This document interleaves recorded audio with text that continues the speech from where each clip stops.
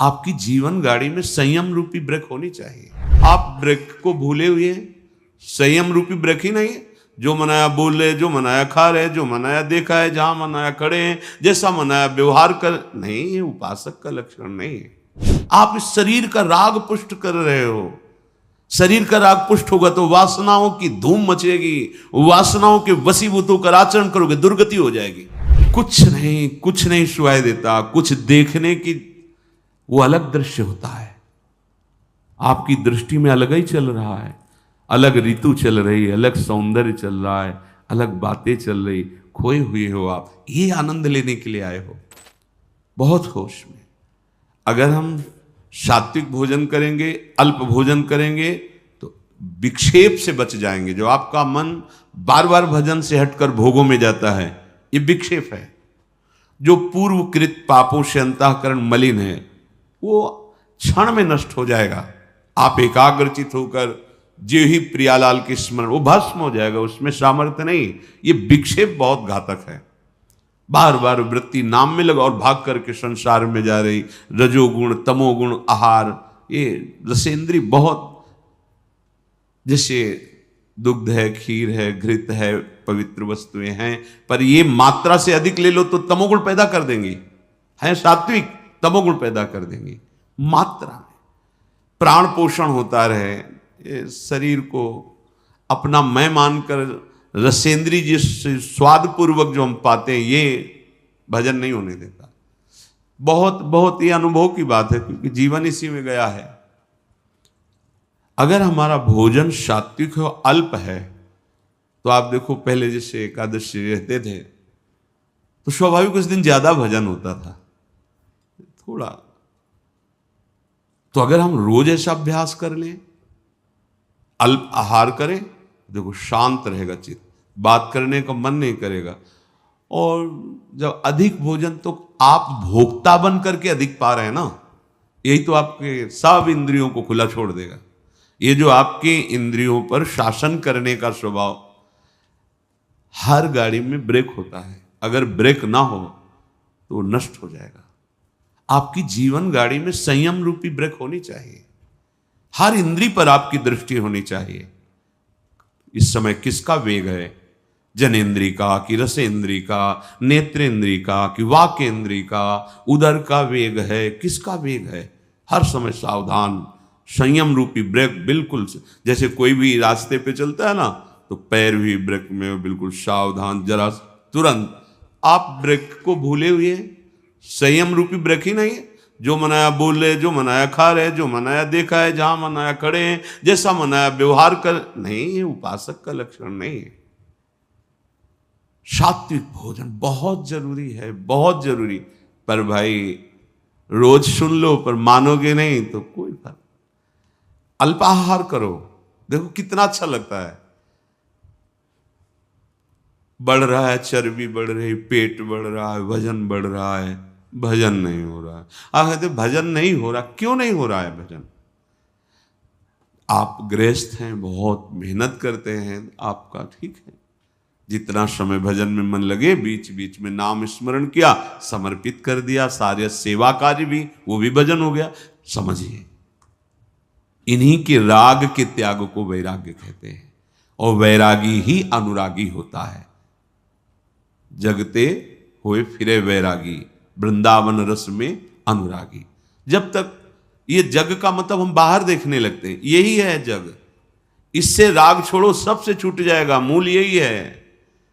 इंद्रियों के राग, मन के राग, शरीर के राग, इसको समझो, अध्यात्म को समझो। भूल मत करो, भूल मत करो।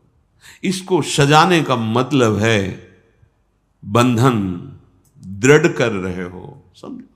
ये शरीर तुम नहीं हो, या अंगूठी, यहां वो चैन सोने की और ये वो। आप इस शरीर का राग पुष्ट कर रहे हो। शरीर का राग पुष्ट होगा तो वासनाओं की धूम मचेगी, वासनाओं के वशीभूत होकर आचरण करोगे, दुर्गति हो जाएगी। और वही हो रहा है। हम शरीर राग पुष्ट कर, हाँ नहीं भाई, जैसी परिस्थिति, आप धनी हो, ठीक है, आपके पास है, पहनो, राग पूर्वक नहीं। अगर राग पूर्वक तो फिर वासनाएं बढ़ेगी, रजोगुण बढ़ेगा, वो आपको बांध लेगा। स्वाभाविक है। प्रियाजू को अर्पित करो, प्रसादी आभूषण, प्रसादी वस्त्र। गृहस्थ हो तो, विरक्त हो तो बस जो गुरु ने वस्त्र दिया उसी रहने से, आजीवन उसी रहने से, कुछ भी परिवर्तन नहीं, कुछ भी अधिक नहीं, एक भी वस्तु अधिक नहीं, जैसे जितना वैसे। विरक्त होने के बाद शरीर का श्रृंगार नहीं, ये शरीर का श्रृंगार नहीं है, ये दासत्व है। वृंदावन की रज और स्वामिनी का प्रसादी चंदन और गुरु परंपरागत तिलक की आकृति, ये हमारे शरीर का श्रृंगार नहीं है, ये हमारी स्वामिनी जी के दासत्व का स्वरूप है। लेकिन किसी भी तरह से शरीर को श्रृंगारित करना, राग को पुष्ट करना है। श्रीपाद कह रहे अप शुष्क फलादि भक्षयन, रूखा सूखा फल अन्न जो मिल जाए भक्षयन, प्राण पोषण के लिए डाल लो, उस पे बुद्धि अपने जहां सुनते हैं ना, क्या है आज खीर, आज ये, आज वो वस्तु, तो पहले आपका चिंतन बना, संभालना, चिंतन बना रागात्मक। अच्छा आप एकाग्र हुए, हर्षित हुए, गए, वो वस्तु तो बाद में सेवन करेंगे, वृत्ति तो पहले आपने खराब कर ली। आपको सुनकर हर्ष नहीं होना चाहिए। अगर भगवत प्राप्ति करनी है तो प्रियाजू का प्रसाद है, बस इतनी बुद्धि रखनी। वो क्या क्या है ये मुझे नहीं देखना है, प्रियाजू का प्रसाद है, वो जैसा भी हो, वो हमारी लाल। प्रसादम स्वामिन्या स्वकर दत्तम प्रणेता। श्री स्वामिनी जी ने प्रेम पूर्वक कृपा करके हमें जो स्वाद पाते हुए अब प्रसाद दिया, हम उससे पाते हैं, उससे अपने प्राणों का पोषण करते हैं। नाम वाणी से स्वरूप का पोषण होता है और प्रगट प्रसाद से देह का पोषण हो रहा है। अगर हम नाम वाणी में चित्त नहीं दिया तो शरीर पोषण को भी संभाल नहीं पाएंगे। पक्की बात समझो। अगर हम नाम वाणी, तो फिर नाम वाणी से विस्मृत है तो ये अनुभव की बात कहते हैं। प्रसाद पाते हुए भी आपका संयम नहीं रहेगा। नाम वाणी सेवक शरण सदा रहे, अनत नहीं विश्राम, कै वाणी हरिवंश की, कै हरिवंश। या तो भगवत लीला भरे पद गुनगुना रहे हैं, नाम मंत्र चल रहा है, स्वरूप का पोषण। अगर स्वरूप का विस्मरण तो देह भाव में विचरते हुए फिर बात नहीं बनेगी। प्रभु का प्रसाद देह पोषण और नाम वाणी स्वरूप पोषण, ये बैठा लो अपने हृदय में। अगर आप स्वाद बुद्धि से भोक्ता बन करके पाओगे तो नाम वाणी चला ही नहीं सकते। किसी भी इंद्री को बढ़ावा देना अपने भजन को नष्ट कर देना है। आप प्रार्थना है, थोड़ा समझिए, आप शरीर नहीं हैं, आप इंद्रिय के द्वारा भोगे हुई वस्तुओं के भोक्ता नहीं हैं। आप स्वरूप में स्वयं अखंडानंद हैं, स्वयं भगवदानंद हैं। आप अपने आनंद को भूलकर जो शरीर भाव से विषयों में विचर रहे हो, कभी आनंद का अनुभव नहीं होगा। आप लौटोगे तो देखेंगे आपके अंदर कोई इच्छा ही नहीं रह जाएगी, इतना अंदर आनंद भरा हुआ है। आनंद समुद्र हो तुम, कैसे समझाएं। पानी में मीन पियासी, मुझे सुन सुन आवे हांसी, महापुरुष जन कहते हैं। पानी में मीन पियासी, मुझे सुन सुन आवे हांसी।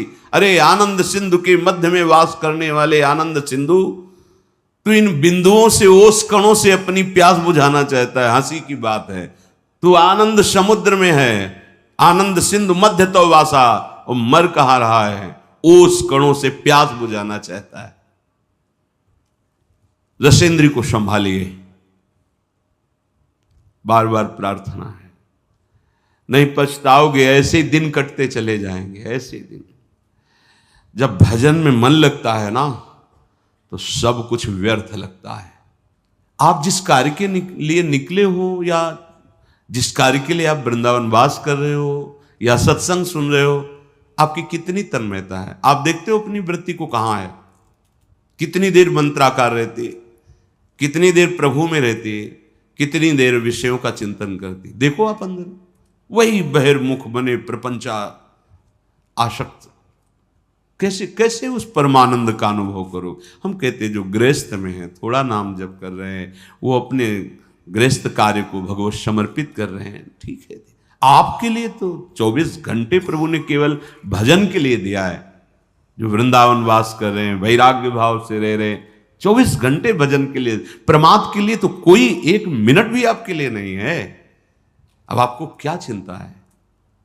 ना आपको शरीर पोषण की चिंता है, ना आपको, सब प्रियाजू के चरणों में अर्पित कर दिए। तो अब 1 मिनट भी भजन छोड़ना ये आपके लिए बहुत हानिकारक है। किसके लिए? अच्छा खा लिया, प्रमाद युक्त होकर पड़े हो, जिसे तुम अच्छा समझते हो अच्छा नहीं है, वो सब मल बन जाएगा। नाम जप, मंत्र जप, प्रभु के पद गान। रोना आता है आपको कभी एकांत में? तड़पना आता है आपको? कभी आप चिल्ला के रोए एकांत में देख प्रियाजू? कभी हृदय में ऐसी पीड़ा हुई, क्या करूं, कहां जाऊं, कैसे कैसे प्रभु मिले? हे नाथ अब कैसे मिलोगे? रोज का रोज मन की प्रवृत्ति को देखता हूं, प्रभु आपके योग्य नहीं, आप कैसे? चिल्ला चिल्ला के रोना आता है। क्या करूं, कहां जाऊं? वो अंदर अंदर पता नहीं कब शरीर छूट जाए, प्रभु आपका दर्शन नहीं हुआ, अभी कोई स्थिति प्राप्त नहीं हुई, अभी निरंतर मंत्र नहीं चल रहा। ये कभी आप विचार करते हैं? कभी आप इस स्थिति को झांकते हैं? रोज प्रवचन हो रहा, टाइम से सुन लिया, रोज अपनी दिनचर्या, खाया पिया, बस। आप देखो तो आपके अंदर क्या चल रहा है। ये कोई ऐसा थोड़ी कि भाई ड्यूटी है, अब बोल दिया और तुमने सुन लिया और बस चल दिया, ऐसा नहीं है। हम एक अध्यात्म के पथिक है, हमें अपनी स्थितियां देखनी है। जो मन बुद्धि में, इंद्रियों में कुछ गलतियां हैं, उनको अपनी दृष्टि पे रखना है। हमारे में दूर करने का बल नहीं लग रहा तो हम अपने आराध्य देव से प्रार्थना करते हैं। हम मंत्र जप और बढ़ाते हैं, नाम जप और बढ़ाते हैं, और उन गलतियों को बिल्कुल बिल्कुल रोकते हैं, उनको नष्ट करते हैं। क्योंकि यही है नाम जप, मंत्र जप से आप देख लेना, आप जो चाहेंगे वो हो जाएगा। मंत्र जप का प्रभाव तो होता है कि चाहे खत्म हो जाती है, आप देखो तो करके। पर वो मंत्र जप करने के लिए, भजन करने के लिए, अध्यात्म में आगे बढ़ने के लिए इंद्रियों का संयम जरूरी है, जरूरी। हमने महापुरुषों को देखा है, संग हुआ है, बड़े ही विरक्त महापुरुष, तो प्रयाग में भी थे साथ कुछ समय। अब जैसे वहां तो भंडारा है प्रयाग में, तो जब कुंभ लगता है तो सब, तो किसी भी जैसे साथ थे, एक खप्पर रखते थे, नारायण बोले पंगत में बैठ करके पा लीजिए, बोले हमारा स्वभाव नहीं, आपको देना है तो इसे दे दीजिए। बड़े ही विरक्त महापुरुष, ऐसा लगता था हम साक्षात ब्रह्म के साथ हैं। हाँ सामने पदार्थ लाए, ये हाँ ये नहीं ये, और इतना जितना लिया, और गंगा किनारे बैठ करके ब्रह्मार्पणम ब्रह्म हवेरु, शांत रात दिन अपने चिंतन में, कहीं कोई प्रपंच का भान नहीं। अब समय भी नहीं रह गया विचरण वाला, क्योंकि युग धर्म का प्रभाव होता है। अब जैसे आप जवान साधक हो, आप विचरण नहीं कर सकते, अमंगल हो जाएगा। अब वो ना मना स्थिति ऐसी है और ना समाज स्थिति ऐसी है। संत को देखते ही भगवत भाव से, अब तो संशय वृत्ति से देखा जा सकता है, तो भगवान ने कृपा करके धाम और तीर्थों में, पुरियों में वास दे दिया। अब हमारा क्या कर्तव्य है? एक क्षण भी प्रभु का विस्मरण ना हो। हमें जगत मंगल के लिए कुछ और करने की जरूरत नहीं है। आप जितना भजन करेंगे तो रोम रोम से आपके ऐसे परमाणु प्रकट होंगे, जगत मंगल स्वतः होने लगेगा, स्वतः होने लगेगा।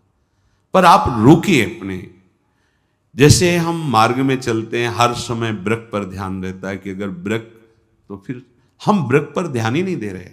देखो ना, संयम रूपी वृक्ष पर ध्यान दे रहे, जो मना है सो बात करते चले जा रहे हैं।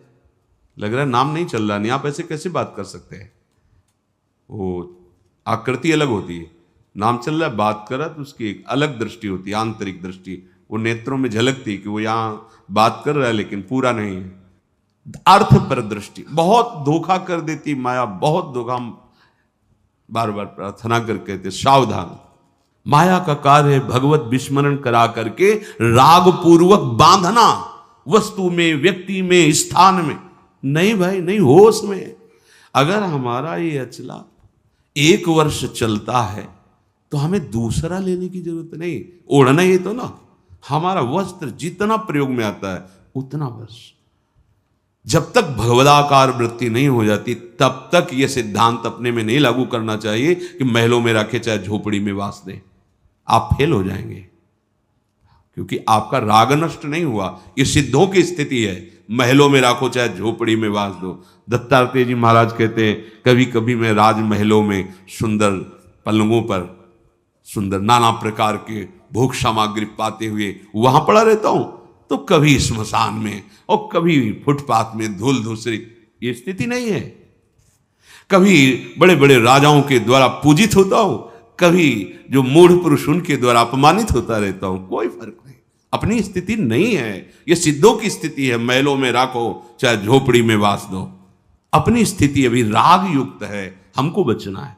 जब तक वैराग्य युक्त वृत्ति नहीं होगी तब तक वो वृत्ति का क्या होता है, चिपकाव होता है। किसी वस्तु चिपक गया, किसी व्यक्ति उस पर चिपक गया। कैसे चिपका आप जानोगे? जब आप एकांत होगे, उस वस्तु की याद आवे, उस व्यक्ति की याद आवे, तो आप आसक्ति, वो हर वस्तु व्यक्ति स्थान और हमारी वृत्तियां फैलती रहती है। तो उपासना किस बात की हो रही? चित्त वृत्ति को रोक करके प्रभु में लगाना। अब गोपियों की स्थिति है कि वो व्यवहार के कार्य सब कर रही, लेकिन एक एक वृत्ति कृष्णाकार है। ये कोई स्त्रियां है? परमहंसों की पूजनीया गोपी ये कोई स्त्री है?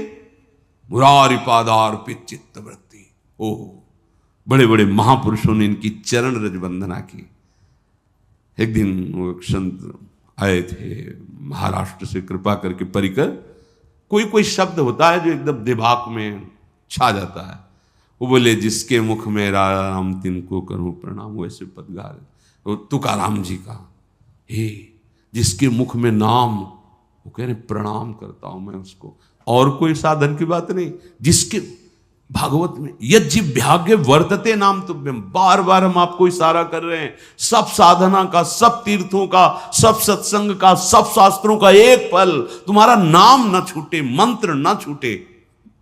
अगर आप इस पर हैं तो फिर ये प्रपंच की वार्ता कौन करेगा? फिर ये नाना प्रकार के स्वादिष्ट पदार्थ कौन स्वाद लेगा? जो मुहि राम लागते मीठे, गोस्वामी तुलसीदास जी कह रहे। यदि मुझे भगवान का नाम प्रिय लगने लगता तो ये सब पदार्थ, ये जितने व्यंजन है सब सीठे लगने लगते। सच्ची मानिए, नाम वाणी अगर नहीं है तो कुछ भी हो, कहीं भी हो, आपके हृदय की चिंतन वृत्ति जगत में रहेगी तो अशांति, दुख, क्लेश, बंधन, ईर्ष्या, द्वेष ये बना है। तो हम धाम में कहां हैं? हमें बताओ। आपके अंदर ईर्ष्या है, द्वेष है, नाना प्रकार के कुविचार हैं, तो परमानंद में प्रियालाल के महल में रहते हुए आप कहां हो? विचार करके देखो। नाम वाणी चल रहे, एक आनंद की उमंग। कैसे? कुछ नहीं सुनाई देता, कुछ देखने की वो अलग दृश्य होता है। आपकी दृष्टि में अलग ही चल रहा है, अलग ऋतु चल रही है, अलग सौंदर्य चल रहा है, अलग बातें चल रही। खोए हुए हो आप, ये आनंद लेने के लिए आए हो। ए भाई, ये रूप कोई आनंद वाले नहीं है, ये देह कोई आनंद वाले नहीं है, यहां कोई भी भोग आनंद वाला नहीं है। ये बड़े बड़े महापुरुषों का जब निकले थे तो पूर्व महापुरुषों की कृपा से, पूर्व जन्म के प्रताप से एक बात थी कि मुझे वो जो इनमें लिखा है कि भगवान का नाम अमृत, भगवान के नाम में बड़ा स्वाद, भगवान जीवन धन, वो हमें देखना है। बस ये लगन ने धज्जियां उड़ा दी संसार के राग की। कभी अन्य की आश्रय वृत्ति हृदय में गुरु कृपा से नहीं आई, हरि कृपा। क्योंकि लक्ष्य था, जो लिखा है वो उसको देखना है। तो आप तो सुन रहे हैं, आपको तो रोज शास्त्रों की सार बातें सुनने को मिल रही। अलग अलग ग्रंथों में तुम्हें पढ़ने की जरूरत नहीं, सब यही सुनने को मिल रहा है। रोज सत्संग हो रहा है, रोज आपको भगवत सेवा के दिनचर्या में मन लगाना ही पड़ेगा, जबरदस्ती लगाना पड़ेगा। कितना बढ़िया है। जहां खोज की जाती कि कोई मुझे ऐसा मिले, सतमार्ग क्या है बता दे, वहां तुम्हें सतमार्ग बताया जा रहा है। अगर अब चूक हो गई तो पता नहीं किस कल्प में, किस युग में ये पुनः ऐसा अवसर आएगा कि नहीं, ये भी नहीं कहा जा सकता।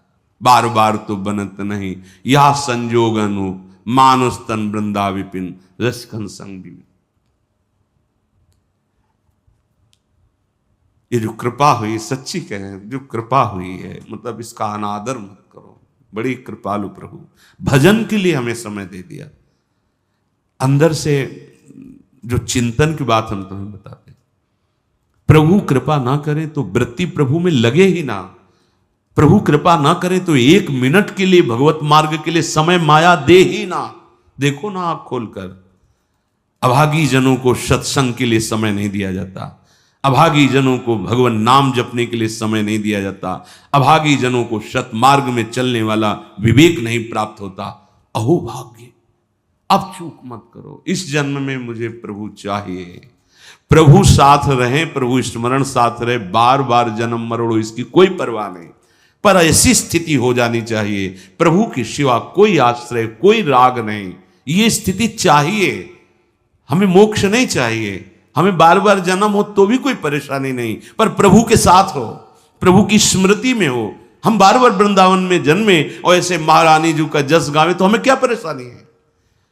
हमें कभी मोक्ष न मिले, हम सब बार बार जन्मे, ऐसे ही रोज श्री जी की जय जयकार हो, उनकी सेवा हो, नाम गुण कीर्तन हो, इससे बड़ा परम पद और क्या होगा? नहीं चाहिए मोक्ष, पर हमारी स्थिति, ये अंदर की स्थिति होनी चाहिए। अगर अंदर की स्थिति भोगों में है, राग द्वेष में है, तो आप वो फिर ना तो इधर समझ पा रहे हो ना इधर समझ पा रहे हो, बीच बीच में जीवन गंवाना ठीक नहीं है। गृहस्थी में जो है, भोगों में जो लगे हुए हैं, तो जगने का चांस है कि भाई सोए हैं कभी तो जगेंगे, जब जगेंगे तो होश आ जाएगा। लेकिन आप जग करके सोने का नाटक कर रहे हैं। अब आपके ऊपर क्या उपाय किया जाए? सोया हुआ पुरुष तो जगने का चांस है, लेकिन जगा हुआ पुरुष सोने का नाटक करे तो कैसे जगाया जा सकता है? इसलिए बहुत सावधान। अपि शुष्क फलादि भक्षयन क्षुधितो निर्झरवा विवम तृषा। भूख लगे तो रूखा सूखा जैसा सबसे उत्तम वृत्ति आकाश वृत्ति मानी गई है। शांत जहां है जैसे वो प्रभु भेजेगा। फिर द्वितीय माधुकरी वृत्ति विरक्त के लिए, फिर और वृत्तियां हैं, एकत्रित कर लिया 6 महीने साल भर उसको पाते रहे, ऐसे अलग अलग वृत्तियां हैं। जो भी रूखा सूखा मिले, हर समय जैसे मां अपने बच्चे पर दृष्टि रखती है, ऐसे भगवान अपने शरणागत पर रखते हैं। भजन में डूब रहे माधवदास बाबा जी, एक छोटी सी झोपड़ी तृण की बनाए हुई है समुद्र के किनारे, और कुटिया में प्रवेश करके पीठ करते हैं कुटिया में प्रवेश द्वार की तरफ, और मुंह करते हैं ऐसे, जो तृण का कुटिया है, प्रवेश द्वार से देखो तो पीठ दिखाई देगी, नहीं निकलना, बस निरंतर मंत्राकार वृत्ति, नाम जप।